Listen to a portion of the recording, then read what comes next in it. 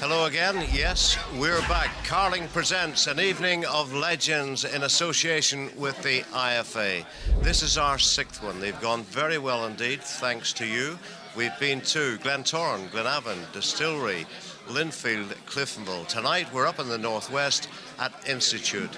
105 years of age, this club, but only since 2002, 8 years ago, was it when they made their entry into Premier League football. Tonight we have four men on the panel. We have three former players, we have two former managers, and we've got the present day manager.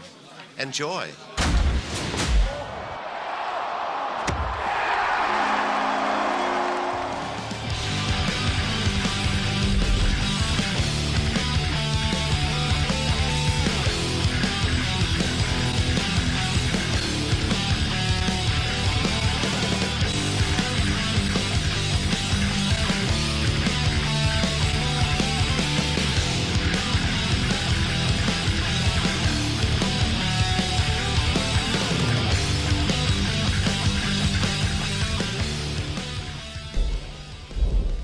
Philsey, you've already answered. Can you tell us all levels you played for Stewart?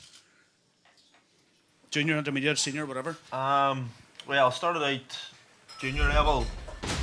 Bully, Gillard and Kiesel would have been the first point of contact. Under 17, they were in the Northwest League then. I then was down at Korean for a while, but while still playing at Korean, I was still playing, I don't know if you can still technically do that, I was still playing intermediate league for Stewart as well. On an occasional Saturday, used to be the case when Paul's father was managing. There was a period of time maybe that they wouldn't had a full team, and they used to ring round. And a few times as a 16-year-old or 17-year-old, you get the phone call, "What are you doing on Saturday?" "Oh, nothing much," and you would have come out and played, you know. So I've obviously played youth league and I played intermediate league. I didn't play B division. I think I was in England at that time. But then when they came into the first division, Keys was the manager. Played first division, and then obviously the successful promotion time played Premier League as well. So I played a few levels except B division. But to answer your question, this was for Trevor Porter. When you play for Reading, were you known as Coco the Clown? Is it true? Jackie, very, very true. Very, very true. As I told everybody, when I went to Reading, and you're talking 73, 74, I was a Bay City Rollers. Fan, and all my clothes was based around Bay City Rollers. And if some of these are far too young, some of these are far too old, and some in between might remember this. Well, Bay City Rollers had the red trousers, the yellow trousers, the blue trousers with all the tartan down the side. Well, that was my trouser, and they were up my leg, you know. And that's my full wardrobe when I went over to Reading. My first day training, I went in and got changed, and I hung my red trousers up in the peg, and I went out the toilet. All I heard was from the coach, "Where the fuck is Coco the Clown?"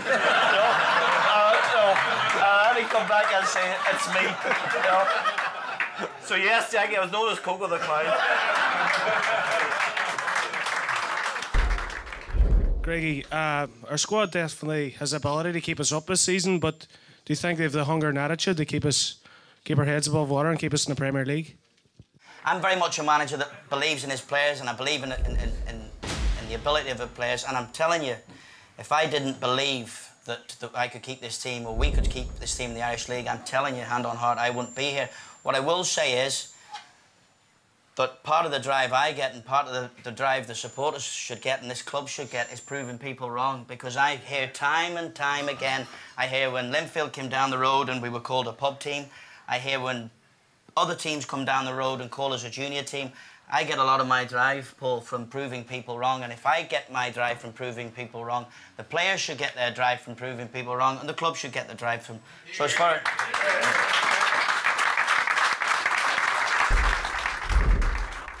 How many matches did you play for Forest, Paul, and when did you play your first match for Stewart? Forest, I never played any what you would call competitive matches. Would have played pre-season friendlies and friendlies. Actually, one of my claim to fame as the time of the Heysel disaster. The English clubs was banned from Europe, and PSV Eindhoven had organised a friendly in England against Forest. And Forest were quite big at that time under Clough, but there was a rearranged league game in the City Ground. So the day after, so they had to play like a reserve team. So I came on as sub. So that's one of my claims. But so the likes of Ruud Gullit was playing, Van Basten was playing, Koeman was playing. So that's my claim to fame running after them guys that night. But I never actually played any competitive matches. Maybe played for Mansfield Town, maybe my league debut there against Chester. So, but Stewart, my first match as a Stewart player, or my first match? Stewart player. 13. When I was 13 years of age, I played for the reserves under Bally Blair. He's all know well, good supporter of the club, and then obviously Stanley Hamilton would have been involved in that time as well. So fond memories there, sticking on the left wing. You know, as a bit of a coward, as you all know. Still am a coward, by the way. And stood out, get kicked in that Northwest League, but it was good times, enjoyed it. And when the pitch was nothing down there, was just a caravan with a wooden fence around it. So when I was 13 years of age. Graham Fulson, you have played with some players during your time at Stewart. Any madmen? It'd be fair to say I've played with a few madmen in my time now. There's definitely one springs to mind, and I was chatting to Paul about him earlier on. He was actually devastated that he wasn't considered as a legend tonight.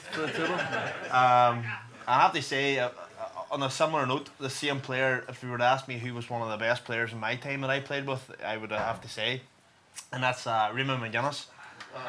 Yeah. For pure entertainment as a player in the changing room, second to none. In what way, Graham? Well, McGinn was always entertaining because McGinn pretty much did his own thing. He did his own warm up with his coach Paddy Cassidy on his own. He did his own team talk after Paul had finished his. And to be fair, I haven't played with him. He played the game his own way.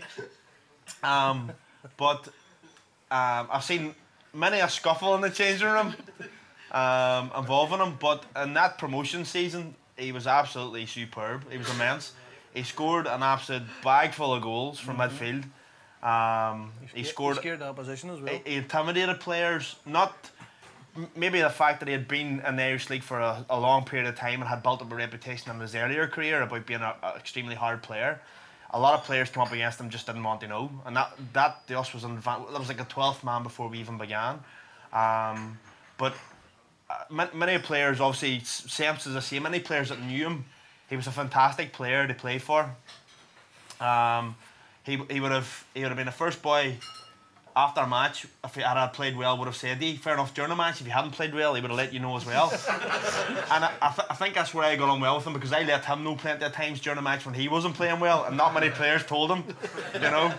But on the madman level, I think it came from the fact he was a born winner and he wanted to win. So I would say, if anybody stood out in my career, it would have been Raymond McGuinness. You played, managed and was chairman of the club for a number of years. How would you compare those roles, and which would you say you enjoyed the most? Most definitely playing. Playing, you had no pressures whatsoever. Take off your jersey on a Saturday and then just go home.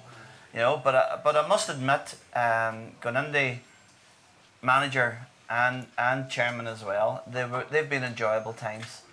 Being chairman of the club, taking us from intermediate, the B division, the first division, and then the senior level has been fantastic.